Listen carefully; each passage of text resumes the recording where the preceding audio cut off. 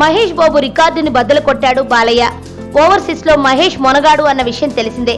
ఇప్పటికే టాప్ 10 చిత్రాల్లో మహేష్ చిత్రాలు గత ఏడాది వరకు 4 చిత్రాలు ఉండేవి. కానీ కొత్త సినిమాలు వచ్చి రికార్డులను బద్దలు కొడుతుండటంతో మహేష్ నటించిన కొన్ని చిత్రాలు తెరమరుగు అయ్యాయి. ఇక తాజా విషయానికి వస్తే గౌతమిపుత్ర శాతకర్ణి చిత్రంతో 2 తెలుగు రాష్ట్రాల్లోనే కాదు ఓవర్సీస్ లో కూడా ప్రభంజనం సృష్టిస్తున్నాడు బాలయ్య. ఇప్పటికే అక్కడ $1.5 మిలియన్ దాటేసి 2 మిలియన్ల వైపు దూసుకెళ్తున్నాడు బాలయ్య.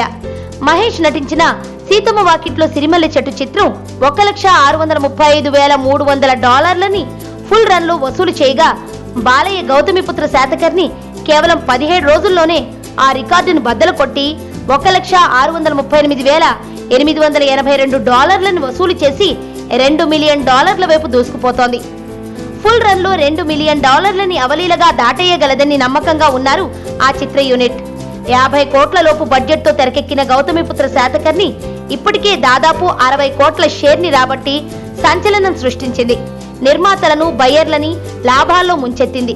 ఈ లాభాలకు అదనంగా 2 రాష్ట్ర ప్రభుత్వాలు ఇచ్చిన వినోదపు పన్ను రాయితీతో మరింతగా లాభపడుతున్నారు.